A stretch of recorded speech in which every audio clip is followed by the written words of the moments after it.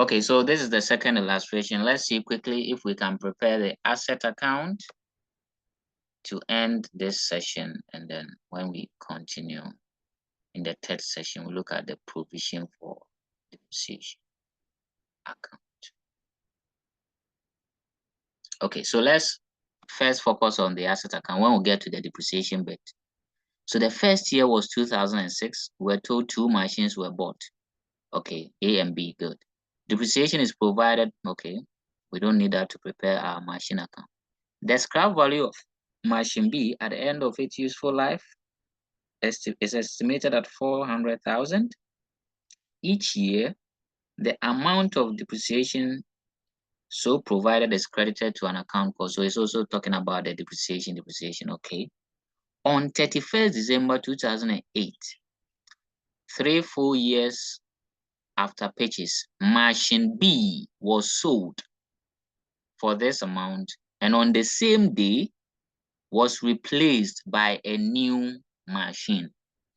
So if you are doing analysis, we bought an asset in 2006, 2007, nothing happened. 2008,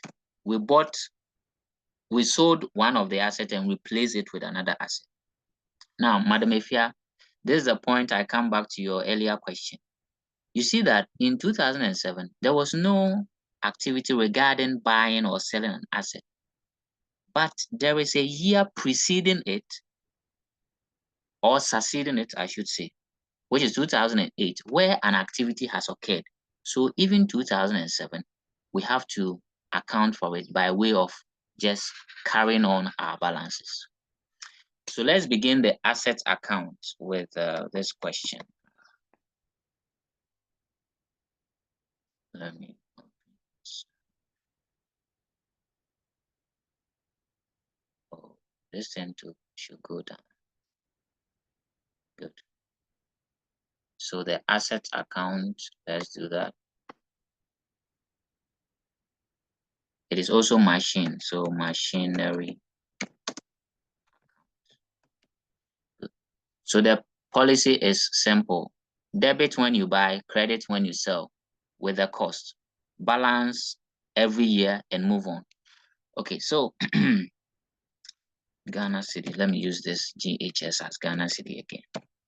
So the first thing was on 1st January 2006, we bought 2 machines. So our cash book, right? The first machine A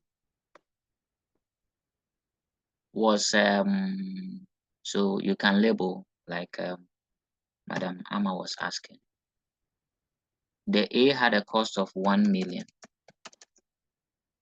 Okay, and on that same date, we bought another one, but it is asset B or machine B, and that is 2,400,000.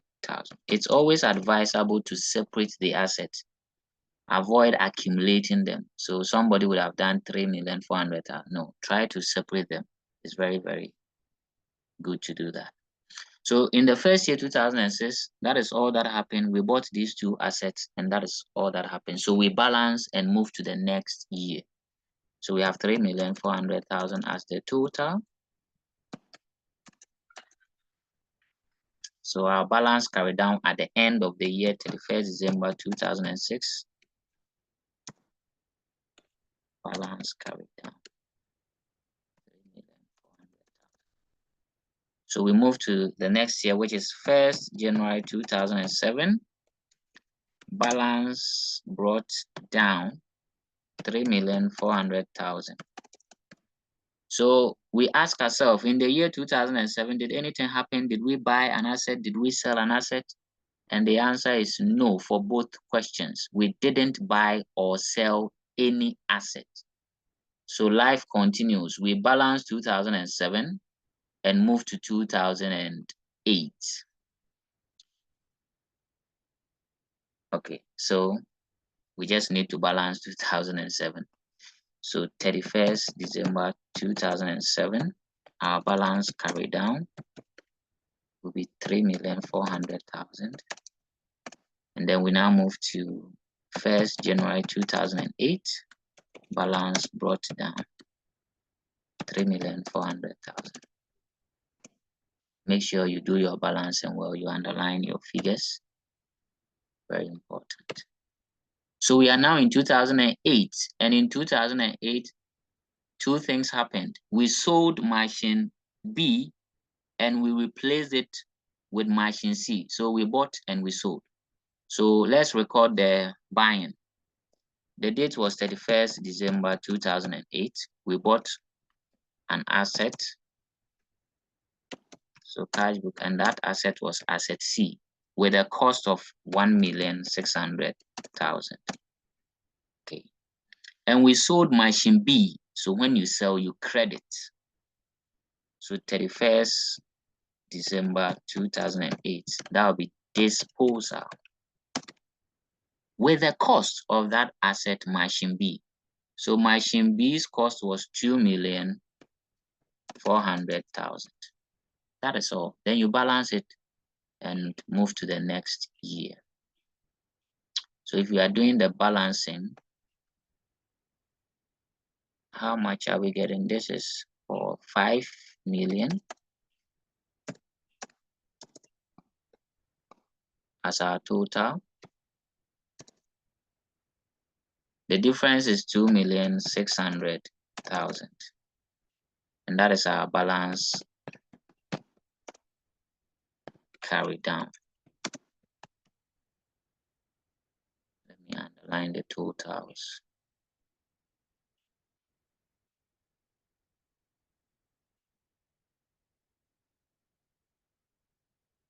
Okay. Then it will be brought down to 2009, 1st January 2009. Balance brought down 2,600,000. At this point, we can't continue because after 2009, nothing happened in 2009, 2010, 2011. So you end here.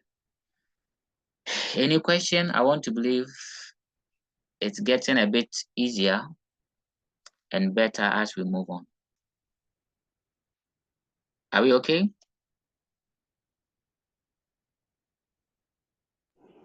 Yes.